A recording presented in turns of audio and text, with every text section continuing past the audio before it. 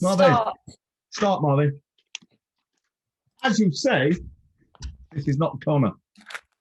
Connor at the moment, right, so this is for the listeners, which will probably include Connor at some point. Connor's at home at the moment in the post room. And he went up from the post room, having done all the stuff he's supposed to be doing, to find his dog. And I'm not making this up, I promise. Holly would bear me out. His dog has shat all over his bed. Poor girl. Poor thing. Oh, we're talking about Connor here or the dog? The dog, not Connor. Yeah. Well, you'll remember we've got cats living here with us. And Maddie's now, fucking hell, she must be 18, 19. And she very occasionally pisses on the bed. And she's shat on it before. It's fucking disgusting. When there was a cat we had called Tiny, which was Rosie's cat. I remember. And she used to sit, Rosie was sleeping in my bedroom on the lower mattress. I had a bunk bed. One time Tiny came in and shat on her while she was sleeping. Oh, man. Oh, that's revolting. For those the listeners who don't know who Holly is my eldest daughter. You can see that she's probably inherited my good looks. And she's also somehow acquired a massive forehead. God knows where she got that from. I'm the better looking. She's the better looking, yeah. I mean, Holly and I have been close as anything. She's been daddy's girl since the day she was born. And she's been working with us for 6 months now. And we first took her on because we wanted someone to clean the toilets and stuff. You know, I needed a PA, to be fair. But she's since proven herself to be incredibly skilled and capable. So now she's the grown-up. She looks after us and sorts out the crayons and clears up the mess. Yes, I started with the belief it was going to be Dad's PA. It turns out Connor needed more organisation and help than Dad did. So I turned out really being Connor's PA, organising things for him, ordering his fucking clapperboards for him. Well, I'm a bit concerned about Connor, to be honest, because he calls us autistic and useless and things, but in the last couple of weeks he's done nothing but screw up, has he? I mean, right now he's in the post room. He's been relegated to the post room because he can't do a real job, and now he can't even work his printer. I mean, come on. When I was his age, printers were a big deal. You know, you had to plug them in, you had fucking CDs full of drivers, and you had to get the right driver to drive the printer. It was a big job sometimes. But now, they literally you plug it in and it works. But not Connor. No, not Connor. Connor plugs his printer in and the dog shits on the bed. You know, that's what happens to Connor. Well, it's quite nice him not being here because normally he takes the piss out of me when I can't be here. So he better watch out today. Well, I don't understand that. I mean, I would never laugh at you, Holly, not my little girl. Oh, you do all the time. I wouldn't do that, Holly. I just wouldn't. Anyway, we'll crack on with today's episode because there's no reason. I mean, if this episode works out well, I think we'll have proven on any reasonable doubt Connor is superfluous to the business, won't we? And we shouldn't be paying him. Maybe he can be our PA. How about that? Yes, I think it. I mean, he had one job to do: pack the boxes and get them posted. So I suppose that's 2 jobs. And he's cocked it up. I think the good thing he's on time. After a lot of faff today, probably 4 hours or so of him faffing around trying to find the right post office. Finally got them out. He has to get his brother to help him, to come figure out how to pack something in boxes. I mean, this is not good, is it? This doesn't bode well. I can help you. He had to call me in a panic. I can grow you, help your business. I can grow you, help your business. What? Yeah. Anyway. Enough about Connor.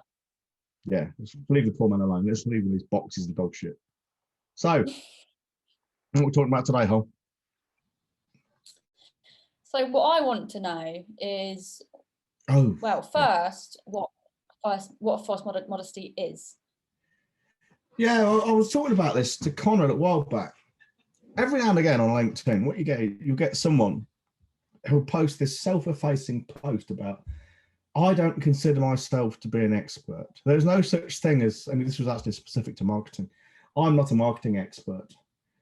Well, if you're not a fucking marketing expert, why the fuck are you selling yourself as a marketer? You know, if you've got a business and you don't know how to market it and you think, oh, okay, I'll get some help with that. Why would you go to someone who says, no, I'm not an expert, but I help you do it? I mean, why would you do that? Well, it's like saying, oh, fucking hell, my eyesight's really bad. I've got an infection in my eye. I don't want to go to an expert, though. I'm going to go to the plumber down the road. He'll fix it for me. You know, telling someone you are not an expert in the business you're selling yourself on is not a good idea. In fact, as a marketer, that's a really fucking stupid idea. A marketer telling you, I'm not an expert in marketing is really shit marketing. So that alone tells you that you should keep away from this person. But, you know, it's stupid. The thing is, right, your clients, well, not your clients, but one's clients. Well, yeah, your clients too, I suppose. As a marketer, they're walking around, as Dan Kennedy says, with an umbilical cord in their hand. And they want to plug it in somewhere. You know, they are useless. They're like most of humanity walking around. They just want help. They've got this fucking problem. No matter what it is, whether it's a new roof, a new bathroom, kitchen, floor, marketing, stuff for their infected eye, and they just want someone to take care of it. They don't want someone saying to them, I'm not an expert. Let's do this together. Let's do this collaboratively. Let's explore this. Well, they want someone to say, it's going to be okay. Like you when you were a little girl, you know, you fell over your knee. You wanted dad to fix it, not say, well, let's see what we can do about this, shall we, Hole? Let's explore your feelings on your banged knee. No, none of that fucking shit. I want my knee to stop hurting. I want my dad to look after me. So these people, they want someone to take care of them. It's why people fucking follow religion. People follow religion because they want someone to pick them up and take care of them. And these are adults now. Actual fucking adults believing in the sky fairy is going to pick them up and take care of them. That's what people want. So, and if you are in business and you're selling something and you're not an expert, you're fucking cheating people. I don't know, you're just lying, which is probably the same thing. A lot of people too want their own personal beliefs confirmed for them, which is why they go to friends and family rather than going to an expert most of the time, or going to LinkedIn so they can say that's a really good idea. Oh, yeah. They won't argue with it. They'll confirm what they believe themselves. Yeah, confirmation bias is huge. You get it on LinkedIn all the time. I see people who will themselves say, if you're gonna do this X thing, speak to an expert. I saw him the other day. He does banners. Really good. That's his very narrow focus. Nice bloke. He does banners, and he tells people not to do their own banners because he's an expert. But then he wanted to rename his business. So what does he do? He asks LinkedIn in general, what should I call my business? So you've got all these people who've got no fucking idea about any of this chiming in. Well, why would you not go to an expert on naming businesses? That would be someone who probably knows about marketing because it's actually less important than you think. But you know, you want someone like that, or a copywriter, or the locksmith guy who was writing emails to ask people to. He wanted to send emails to people to get them to give him reviews. I think it was on Trustpilot. Why would you ask random LinkedIn? So you get some fucking half illiterate knuckle dragging warehouse manager coming on, giving his opinion, which is, yeah, fair enough. He's got an opinion, but it's worthless because he's not an expert. It's like asking someone's opinion on, you know, there's a really good cartoon. It's an airplane. So they're all sitting in the aisle and they've got one bloke standing saying, I think these pilots are too up themselves. I think we should all take a vote on flying this plane, don't you? You know, they're ignoring the common passenger. Let's take a vote on how we should fly the plane. We should all have a say in this. Well, no, the pilot's the fucking expert. You don't fly a plane by committee, do you? Can you imagine? Well, you don't. You know, you do not fly an airplane by committee. Or Dev, you know Dev, don't you? Yeah, I know Dev, yeah. Dev does not go into surgery and perform an operation by committee, waking the patient up every 5 minutes to just consult him on how he thinks it should be done. You know, it just doesn't happen that way. Well, for the most part, that's how it should be with any expertise. You what, love? So can you imagine having a Karen on your shoulder telling you how you should be doing things? Yeah, that's just fucking madness. So yeah, that's why this and the false modesty thing. I think I get an inkling why they're doing it, but I just imagine the kind of fucking clients you're going to get. Because here's the thing, you see, if you get clients that you're going to work with collaboratively and expect to have input into what you're doing and opinions, you're going to have a really shitty time of it. Because their opinion ain't worth anything. It's worth jack shit. I mean, I can tell you if they like something or not, but that's fucking irrelevant. If it's something like to do a job, like marketing, it doesn't matter whether they like it or not. It's not there to be liked. It's there to do the job. Well, if you've got a client and you basically told them when they come on board with you by saying, let's do this collaborative. You've said to them, in effect, you tell me what you think, your opinion, and we'll work around your opinion. Well, you fucking store up all kinds of trouble for yourself because they'll have this stupid fucking ideas about how the marketing should be done. So you'll do it trying to take into account their fucking feelings, and it won't work. And then they'll start pissing and moaning because it ain't working. You know, well, in which case you're not doing your job, are you? Fucking doesn't matter anything. That person with the opinions probably isn't even your target market you're going for. So they're giving you the irrelevant opinions from someone that is never going to buy from you. Oh, that's true as well. It is if you're going on LinkedIn asking some fucking random Tom, Dick, and Harry, what do you think of this? What's your opinion on what we're doing? Like you say, they're not their target market. In fact, what you do, we spoke about it, well, you weren't because you weren't here, but Colin and I have spoken about it before. What happens is, if you post stuff on LinkedIn asking opinions on, say, your favourite fucking ice cream, you will get people commenting on your post who are on LinkedIn to talk about ice creams. Well, what would be the point of that for us? We want tradesmen and tradeswomen who want to make more money with less work, less hassle, fewer headaches, want to get better clients and charge them more. Why would we have conversations about anything else? Why would we talk about what kind of fucking ice cream we are, or your sister-in-law's new hat? You know, you just wouldn't, would you? It doesn't make any fucking sense. It really doesn't. And if you want to show personality in a form of relationship, well, that's after you've figured out whether you can serve them or not. Yes, I can solve your problem. Let's see what kind of a bloke you are to see if I want to bother helping you. Not let's see if you're a nice person. Now can I help you with business? It's the wrong way around. Putting the cart before the horse. Fucking stupid. It's like your mother. Oh. Don't start this now, Dad. Just a little bit. Embarrassing. So, anyway, next thing is people are experts. You know, this idea that you're not an expert is ridiculous. You are. I mean, again, I don't know whether you know it or not, but to me, it bears no explanation. It doesn't need any explanation. If you're doing a job, if you're selling your expertise, you should be an expert in what you're selling. That's self-evident. Because if you're not, you shouldn't be doing it because you're taking people's money. But more than that, you're making them a promise. You know, yeah, you've got an eye infection, you've got some kind of fucking cancer, you've got something wrong with your roof, your fucking plumbing, your kitchen, your marketing, you've got a bunion on your foot. I can fix it for you. Give me your money. Why would you do that with any integrity? Why would you say that with any integrity if you couldn't actually do it? Yeah, I can fix your eyesight for you, but I'm a plumber. But to give you your money anyway, well, you wouldn't do it, would you? You're an expert. And to become an expert isn't actually that difficult. I mean, they reckon, again, it could be just made up shit, but it's something like 800 hours to become competent in a discipline. I think that equates to about 6 months, you know, full-time work study. I'd imagine that's true for most things. Okay, you're not going to become a fucking quantum physicist in 800 hours, I don't think. But, you know, for most things, say, like most of us do, even marketing, it's probably about right. You could probably become a competent marketer if that's what you did. 6 months, for 6 months, day in, day out. I mean, look at yourself, how you've done since you joined us in June. You started off completely clueless, like the fucking airhead that you've always been. And now you are giving good advice to our clients when they're on the foundations group, you know. Yes, well, I started out in hospitality, didn't I? I started out working in Spoons. Spoons pub. Yes, I was a manager at Spoons, to then go into lockdown for 3 months doing fuck all with my time. So I'm working with you and Connor, pretty much being an assistant slash, I don't call myself a marketer, but process expert, I'll call myself. Process expert. A resident process expert.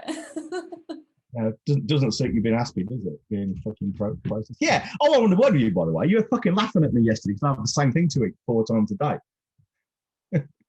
What is so funny about that? It's just.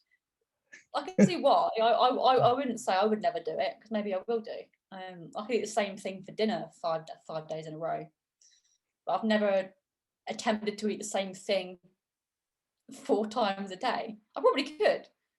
It's been 4 times a day. Well, it depends. If I'm really diligently cutting my weight to get my 6-pack, to get about 7% body fat, then it's this 4 times a day. But like now, it's a couple of times a day, a bit more relaxed. But it's been like that for nearly 5 years in July. And I don't get fed up with it. Sarah thinks I'm completely insane. She thinks I'm completely mad. But I don't even get tired of it, you know. But that's what makes it so easy for me. The trick to mastering anything, whether it's exercise and diet or fucking yoga or copywriting, writing daily emails, is just constant practice. Doing the same thing over and over again until you get it right. Well, for me, weightlifting and the diet is it's like a duck to water, you know. I eat the same thing every day and do the same exercises, and it just works. There has to be superpowers. So. Yeah, it's how to become an expert, you know. Oh yeah, repetition, that's right. Discipline. That's how to become an expert. I think what's the saying? It came from the Roman times in Latin. I can't remember what it is in Latin. It means use makes master, meaning you do it over and over again, you become a master at it. But you ever seen? Yeah, exactly that. You ever seen these gymnasts? How easy they make it look. Yeah. And you think, oh, that looks dead simple. Or Michaela, you know Michaela, the pianist. She makes it look so easy. Oh God, yeah. Yeah. Well, what you don't see is the probably thousands and thousands and thousands of hours she's sat there getting it absolutely wrong. Correct? Yeah. How much I mean, I've never heard her play except on. Yeah, absolutely. Yeah. But it's just a beautiful pianist. Absolutely beautiful. She's good, is she? I figured she would be. Yeah, really good. Yeah. She's in the States there, isn't she? Yeah, she's now in, I could be wrong, I think Colorado, studying music of some sort. But she's done it since she was quite young. She taught herself as well. Really? Most of it. It's all self-taught. Yeah, all self-taught. Fucking hell. Fucking incredible. Yeah. How long has she been playing?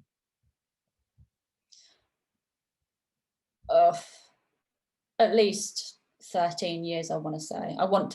I don't know for sure, but a while. That's brilliant. That is a really good example then, because I mean that means she'd have started playing about when we came over to Ireland, when she was probably about 8 or 9. Yeah. Because she's a bit older than you, and she's just slightly older than you. 4 days older. 4 days. Like I said, slightly older than you. So yes. In that time, those 13 years, she must have practiced like Billy-O, and she's done thousands of hours practice. Yet when she plays, so I see her on Instagram and things, she makes it look so easy. And you can just imagine people on LinkedIn. Imagine she posted on LinkedIn. You can imagine people giving her tips and advice on how she could do it better. Yeah, and it's just a classic example of how fucked up and stupid people are, because they can have an opinion on her piano playing when they've put in thousands of hours over the last 13 years, and they've done it themselves. Then they can have an opinion. Until then, they should just sit back and fucking listen to the music and enjoy it. By the same token, when someone like me who's been doing this for probably best part of 20 years, and I've done my thousands of hours practice and getting it wrong until I get it right, they just want to sit back and let me do my job, not pass an opinion on it. And certainly if they want an opinion on this kind of thing, don't go to some random twonk who's been sitting around on his arse for the last 6 months on furlough, reading other people's LinkedIn posts and just parrot fashion reading back what they say. Oh yeah, show personality, give value. You know, you are an expert. If you've been doing this fucking job, you didn't do any job for a length of time repeatedly and get it and doing it well, you're an expert. Yes, well, because you're the expert in your business, it also means the customer isn't always right. They think in a lot of hospitality, for example, the customer isn't always right, you know, to bow down and kiss their fucking feet, but that's not the case, is it? Do you remember that time when I walked into Wetherspoons and you were working there, and there was that bunch of middle-aged men who were making lewd comments to you, and you ran up and gave me a big hug, and I made some filthy comment, and you said, "Oh, this is my dad," and they suddenly went, "Oh shit, yeah, oh shit!" Took off my fucking long leather coat on and looked like a bit of a bruiser. I thought, "Oh fucking hell, he's going to kill us." That was so fucking funny. They started treating you completely differently, didn't they? That's fucking Yeah, hilarious. yeah, in front, they were more polite. Oh, they were very much more polite, yeah. They kept the distance as well. But mind you, let's face it, Wetherspoons ain't the most salubrious of places, is it? I mean, you don't go there for a family day out, do you? Some people do. You'd be surprised, Dad. You're joking. You'd be fucking surprised. Oh God, yeah. You wouldn't believe the kind of people I essentially had to work for. They didn't pay me themselves, but they fucking act like they do. Yeah. Well, the customers. Yeah. You get one complaint about you, and that's the end of the fucking world. I remember you saying there were people there that you saw who would go in first thing in the morning as soon as they opened, they'd be drinking all day, every day. Yes, they'd go in. So we wouldn't serve alcohol until 9 a.m. where I was, but open at 8. They'd come in at 8 a.m., have a refill coffee until 8:59, be straight at the bar for their first beer, and I'd have to start pouring it for them before it even turned 9 o'clock. So I'd put it through so I could have it bang on 9 a.m. They'd be there for a good few hours. Every day, same people. I suppose you call them expert drinkers, couldn't you, really? Don't get me wrong, day drinking's great. We've done it. We in Loughborough at that time. Remember, we had like Guinness. Day drinking's great, but not every fucking day. Oh, man. And some days when you wake up with a hangover, the first thing you need is a drink because that makes it all better. I've never done that. For later. You are? I've never done that. I've admit to that. Oh. No. Well, you're still quite young, aren't you? You probably don't have hangovers the same way that I do at 56. Oh, I get a hangover. It's half a bottle of wine fucking puts me out. You joke? Oh, well, you were a lightweight. Fucking hell, I wouldn't even know I'd had half a bottle of wine. A whole bottle of wine is just an aperitif to me. Didn't you have 3 bottles on Christmas when you were cooking dinner? Was it 3? I think it was 3. It could have been 4. It was 3, I think. 3 or 4. I was making Christmas dinner for Sarah, yeah. I'll be paralytic. You would. Oh, well, I'm now thinking that day we finished all that gin and that brandy when you were living here for a week, or you came over here for a bit. And the next day, how ill you felt. Oh. Anyway. But yeah, customers, they're not always right. This idea that the customer is always right because they pay your wages is completely nonsensical. Yeah, you should respect your customers. But I think more important than respecting your customers is respecting your staff and your people, because they are the ones who really keep the thing going. There was a guy, before you joined us, he wanted to work with us, that he was really quite rude about Connor. Just dismissively called him the apprentice. And I just says, well, you've blown it, man. I don't fucking want you anywhere near us. You're done. You know, it really is just even if you were qualified to be a client, you're not going to be, because I don't want you working with Connor's my business partner, not my fucking apprentice. That said, we've just spent 10 minutes talking about him being in the post room and things. But, but no, I mean, it'd be the same with you as well. I mean, you know, you've got to look after your staff because they're the ones who really keep the whole thing going.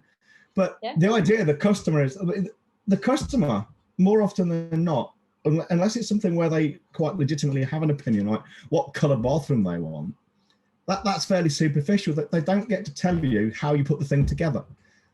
So people might say to me they want, say I was doing a sales letter, they might say what they want it to achieve. They might even say they want that they want a certain aesthetic to it, so it carries the brand forward, which is fine to an extent. But they don't tell me how to write it, how to structure it. Their opinion is worthless. And in fact, I would take it to the extent that when people would ask me, can you send us some samples? I'd say no. 1, I don't have any to send you because it's all confidential, what I've done for my clients.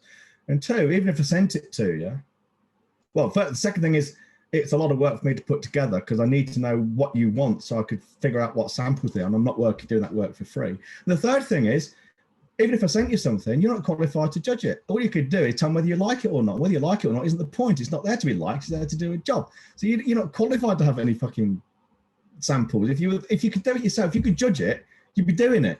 And you're not. That's why you've come to me. It's like going to a surgeon and saying, you know, well, can I have a look at some operations you've done to see how good you are? I mean, yeah, you want to know if the guy's competent. You want to see the results, for sure. But how they go about it is none of your business. Can I see some of you sewing just to see what kind of fucking holes you sew up? And let me see how you use the scalpel. No, that's not how it works. Not how any of it works. So the idea that the customer is always right is wrong. The customer is stupid. They're obstinate. They're ill-informed. They're uninformed. They're misinformed.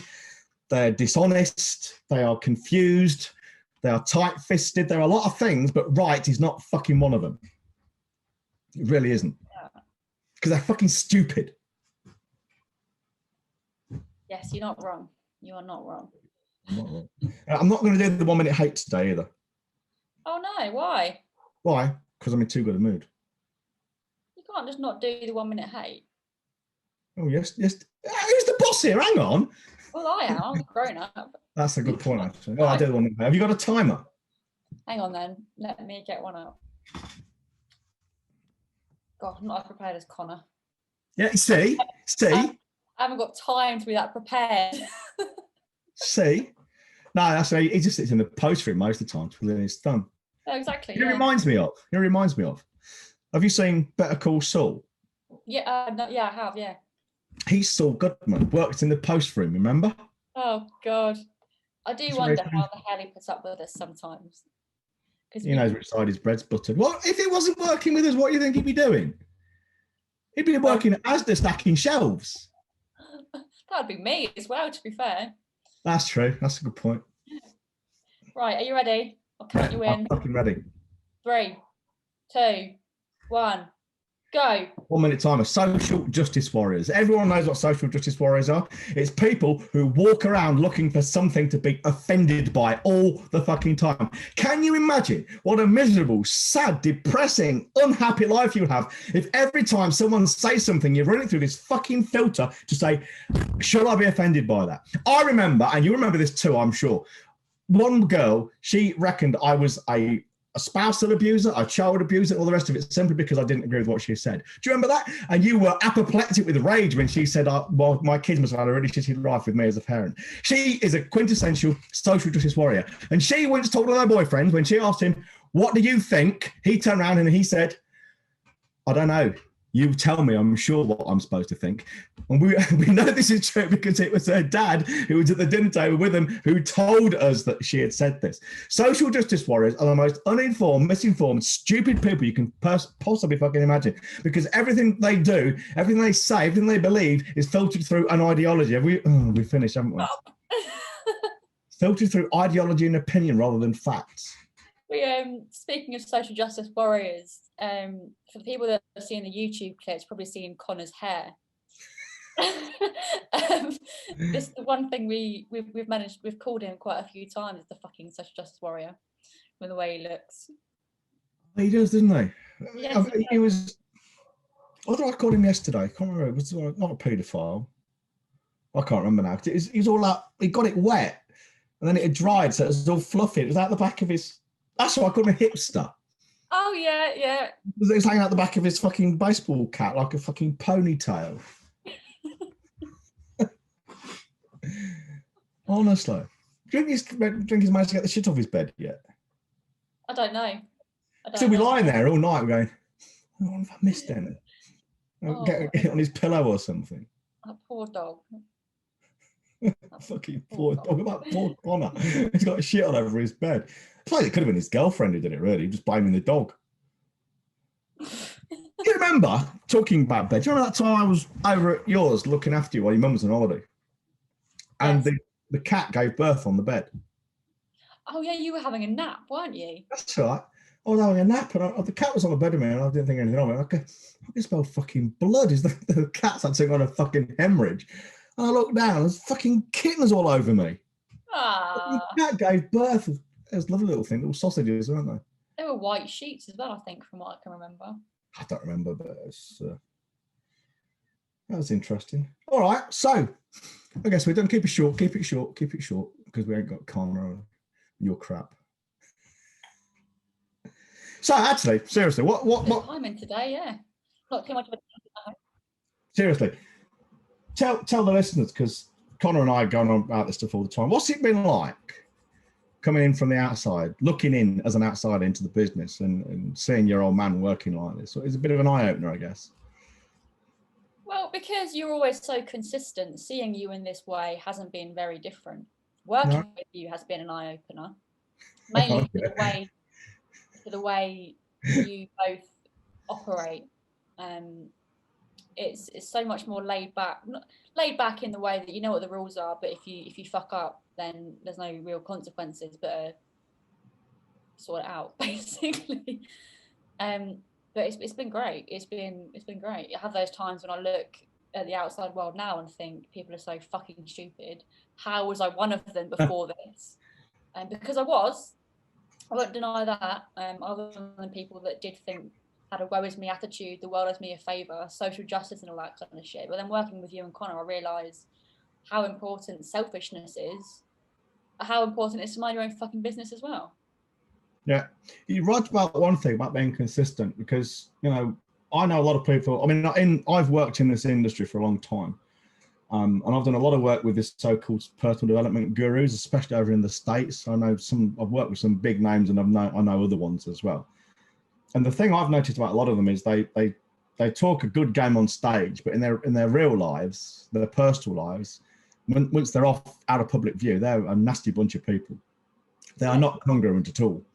A good example is they'll talk about abundance and letting money flow, but when it comes to paying someone to do work, they're really tight-fisted, you know? They're always looking for free alternatives and freebies and cheap. Whereas, as you know, and you know, you're not just saying this because I'm your dad or you're our employee, I suppose, but Connor and I, we preach the same message we actually live, don't we? Yes, you do. Yeah. And your rules are consistent as well. So from my perspective as your daughter, when we're working, even though I'm your daughter, I don't get treated like royalty, or I don't get mollycoddled like I'm your daughter. I get treated as if I was an employee. It's with respect, but I don't get excuses made for me by you. It's, you know, it's my job. I purposely stayed out of that side of your work. Connor's your boss, really deals with all that kind of thing. I guess this is why I'm the favourite parent of you and your sister and brother. I couldn't help but get that one in. I'm not saying a word. But yes, even Connor's been consistent in his rules. He is really a mini you. I know we've studied you for a while, but he knows what he's fucking talking about. So anyone that comes across and says he's your assistant or your apprentice is completely wrong. Absolutely, yeah. He's a marketer in his own right. He can hold his weight. We complement each other very well in the meetings. Anything to do with being a people type person, anything like that, Connor answers the questions, because I just don't. Yeah. Not into that shit. He's the person in the business for that. Even I can't fucking do that. So. Jolly good. All right, we'll wrap this one up. So, I hope you've enjoyed this. This is episode number 16. And remember, if you want to make more money with less work, less hassle, and fewer headaches, so you're working with a better class of client, charging higher prices and having everything filling your pipeline hands off and on autopilot, go to ottcollective.co.uk and join us in the Facebook group.